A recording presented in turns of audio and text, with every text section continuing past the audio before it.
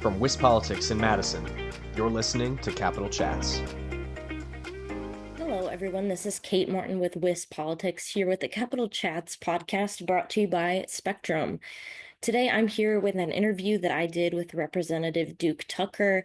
He is a freshman Republican in the Assembly, and we talked a little bit about his background, why he decided to run for office, and what he hopes to accomplish in the legislature. But here's the interview. All right, everyone, I'm here with Representative Duke Tucker for our podcast today. We're going to talk a little bit, I think, to start off, Duke, maybe you could just tell us a little bit about your background and how you came to be in public office. Okay, well, my wife and I, Roxanne, we've been married for about 29 years. We have two daughters, Hope and Olivia. They're self-sufficient adults now, and we're very proud of them. But I guess I grew up in the Trade Lake Township area in the district here, and grew up farming, doing a lot of farm work. Played high school sports like most people do, I guess. But went in the military after that. I'm a Desert Shield, Desert Storm vet. Ended up exiting the military, and Roxanne and I started dating. I was a combat communication specialist in Desert Shield, Desert Storm, and learned communication. So I took a job actually in Eau Claire right out of the service for about 4 years, putting in telephone systems and voicemails and computer networks. That's when Roxanne and I started dating. I was down there for about 4 years and moved back home here. Took a job at our local telephone company. I've been here at the company for about 29 years. I had been the operations manager up until inauguration day, and I stepped back from being the operations manager so I could spend more time in Madison, focusing on my duties there.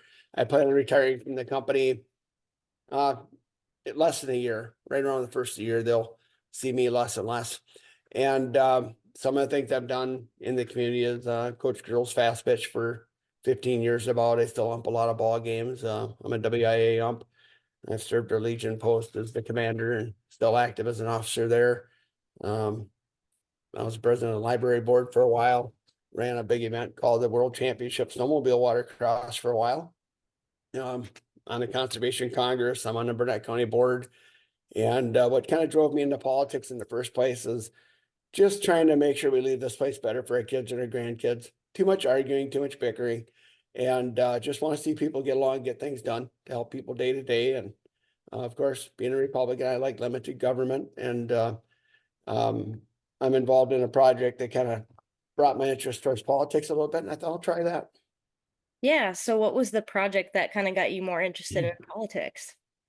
Well, honestly, it has to do with our state agency, Department of Natural Resources, flooding private property and harming drinking water quality in the area. I got to know some of our area legislators through that, and I guess lo and behold, when one of them retired, I thought, well, I'll step up and get around and meet people. And if you throw yourself out there honestly and let people know who you are and what you're about, they make the decision who they want to represent them. And for me, I'm maybe a little different than some people. I'm not too worried about being reelected. I'm more like it's about service, and if the people choose someone else to serve them, they'll probably do a better job than maybe I would serving my family and community. So no hard feelings, but I go at things pretty hard when I do them. So. Yeah, could you tell me a little bit more about the specific concerns you had and how you're kind of trying to address that maybe while in office now? Well, sure. I mean, there's so many things in Madison to learn about, so many issues and day-to-day issues that you got to focus on. And what I call the water project is just one of those things. But basically what it amounts to is in the township that I live in and some of the neighboring townships, the soil is very sandy. So the groundwater moves through the soil quite easily. And the Department of Natural Resources manages a property in the area that they artificially, they pump water to a higher elevation and fill flowages artificially. And they use boards to hold the water back, and it raises the water table, causing people to have wet basements and septic systems that don't work and property flooded, so they can't use it for hunting or walking on or gardens. And to make it worse, the department actually had a water study they completed themselves back in 2014-15, showing that the way that they manage the water in these flowage has actually killed the trout population in Hay Creek in the area and is harmful to all the wildlife in the area. But they didn't really make it public to people. I found a copy of the report, and I'm still working with the DNR a little bit in regards to that. And I care a lot about water quality, but I also care about property rights. You know, the part of the American dream we all learn about as a kid. I mean, it's not necessarily the exact same for everyone. Part of that dream is to be able to own property and care for it. And if you're faithfully paying your property taxes, you shouldn't have to worry about the government ruining what you're achieving to own. So, Are there any other big areas that you want to explore or any big goals for yourself while you're in the legislature? well, I'll tell you, I've learned a lot about healthcare and Mm, how messed up it is in the state. Um, Everything from Badger Care really, um, you know, Wisconsin's very generous. I'm learning about the eligibility for Badger Care, but reimbursements to hospitals is a sticking point. Hospitals lose money every time that they see a patient on Badger Care, from what I understand. And then basically what ends up happening is folks with private insurance end up getting charged, their insurance companies get charged more, and that raises their premiums. So it's just that's a mess. I'd love to learn more about that. One of my big initiatives right now is mental health and behavioral health. mm. It's a major problem because I think one of the main expectations people have from government is public safety, and those are very much related to public safety, whether we're talking about substance abuse or domestic abuse or lack of law enforcement officers or retaining law enforcement officers. I mean, those are areas I'm pretty concerned about. So. Okay. Yeah.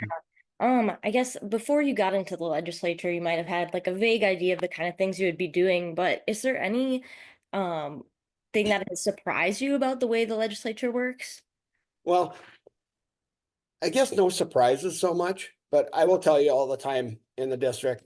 And, you know, I'm not as well known in Polk County area as what I am in the Burnett County area, but I'm in Polk County quite a lot too. But I get asked all the time since election and inauguration, boy, Duke, does it meet your expectations? And it took me a little while to come up with an answer for that because honestly, I've been telling people, yeah, it meets my expectations 100%. And Mm. then they look at me like, what's wrong with you? How could it possibly? But the reality is, I didn't have any expectations. I just figure if I go out and I'm honest and I work hard and I treat people with respect and advocate and fight for our district to receive funding from the state on different things and stand up for people's property rights and their freedoms. That's what it's all about for me. I mean, no expectations. I just go with it. It's a service thing for me. Yeah, sure. You also mentioned your background as a veteran. I'm wondering how does that kind of inform your work now as a as a Oh, legislator? well, it's kind of funny you ask this, and I don't know, maybe other vets will, this will resonate with them too. But for me, when I spent time over in the Middle East and I seen how other cultures live, I mean, and that's people's choice. If you don't like your culture and how you live, I mean, that's look at what we did. We formed our own country and we have our own way of life and culture. But when I look at that, I really respect people's ability to have an opinion and speak freely without being ridiculed or bullied. And I'll tell you, to me, when I come back home, that made me, I think, probably a better father, better husband, better community member, and probably a better state representative because I don't take things real personal. It's pretty I Hmm. just I do what I need to do and I sleep like a baby at night. It's not a problem. But I really think without my military service and the experiences that I had, I probably wouldn't be a state representative because I appreciate everybody's views. Yeah, that's interesting. Is there anything else that you think people should know about you or what you hope to accomplish while you're in office? Well, first and foremost, the biggest thing is I want people to know about being a state representative to me. It's exactly what it says. You don't really, for me, I don't go down there with intent to ram my thoughts down everybody's throats. Yeah, I have core values that I stand on. You know, ethics and government is really important to me. And if you're not asking me to do something dishonest or rotten that way, I just feel like I can be me. And you know, I want people to know that it's about service.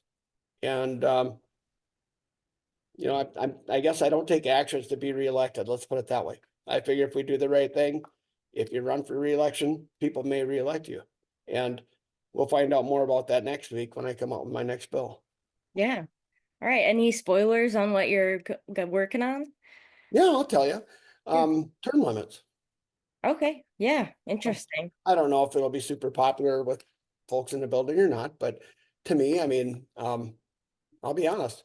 Most people, I mean, I'm very new to politics. I've never been super political in the community. I do things even keeled. And like I say, you just treat people with respect, you make decisions. It's never been a political thing for me, but you can have opinions on politicians and term limits before you get in office. That's great. We all got opinions. I like that stuff.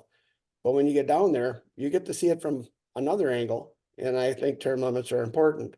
I mean, I served down there with a lot of really good people. And, but to me, I just want to make sure I never become the boiled frog.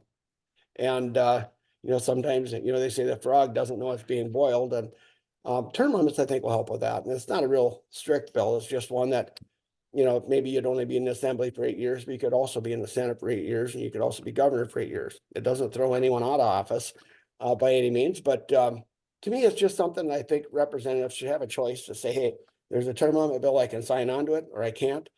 Constituents, everybody in the state can look at that and say, hey, I like that bill or I don't. Doesn't hurt my feelings, but it's a bill I feel it's pretty important to have out there. I don't know if it'll see the light of day, but I'll be probably putting it out next week. So, All right. Well, thank you again for coming onto the podcast, and we really appreciate it. well, I thank you for the invite, and anytime you want to have me back, I'd love to do it. Everyone, thank you so much for tuning in to this week's interview. If you would like to learn more about freshmen in the legislature this session, you can head to our website at wispolitics.com. In the meantime, I'm Kate Morton, and thank you for listening to WIS Politics Capital Chats, brought to you by Spectrum.